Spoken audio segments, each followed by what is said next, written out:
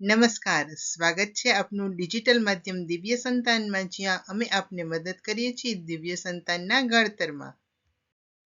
આજના વિડીયોમાં આપણે વાત કરીશું નવરાત્રિના ચોથા દિવસે જેમની પૂજા થાય છે તેવા માં કુષ્માંડાને પ્રાર્થના કેવી રીતે કરવી. યા દેવી સર્વભૂતેષુ કાંતિરૂપેણ સંસ્થિતા નમસ્તસ્યૈ નમસ્તસ્યૈ નમસ્તસ્યૈ નમો નમઃ. સર્વ પ્રાણીઓમાં કાંતિ એટલે કે આભાના રૂપમાં રહેલા મા દુર્ગાને નમસ્કાર, વારંવાર નમસ્કાર. યા દેવી સર્વભૂતેષુ મા કુષ્માંડા રૂપેણ સંસ્થિતા નમસ્તસ્યૈ નમસ્તસ્યૈ નમસ્તસ્યૈ નમો નમઃ. સર્વ પ્રાણીઓમાં કુષ્માંડા સ્વરૂપે રહેલા મા દુર્ગાને નમસ્કાર, વારંવાર નમસ્કાર. કેવું મનોહર માતા આપનું રૂપ છે. આપે આપના ગર્ભમાં સમગ્ર બ્રહ્માંડને સાચવેલું છે. આખા બ્રહ્માંડની ઉત્પત્તિ આપના ગર્ભમાંથી જ થઈ છે. તેથી જ તો આપ કુષ્માંડા કહેવાઓ છો.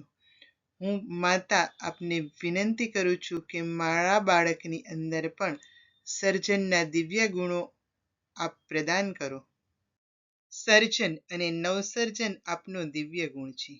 મારી પ્રાર્થના છે કે સર્જક તરીકે શ્રેષ્ઠ સર્જન કરનાર મારું બાળક બને. નવસર્જનની નવી નવી વાતોની અંદર તેની શક્તિ અને ક્ષમતા હંમેશા વપરાતી રહે. હે મા કુષ્માંડા, આપે આપના મંદ હાસ્ય દ્વારા આ બ્રહ્માંડનું સર્જન કર્યું છે. સર્જન એક ભાર નહીં પરંતુ આનંદ બને એવા દિવ્ય ગુણો આપો.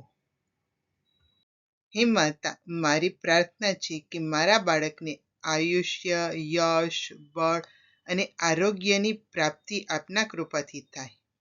એના હૃદયની અંદર કરુણા અને સર્જનશીલતાનો સુભગ સમન્વય બનતો રહે. હે માં, આપની કૃપા મારા ઉપર, મારા પરિવાર ઉપર સતત વરસાવતા રહો.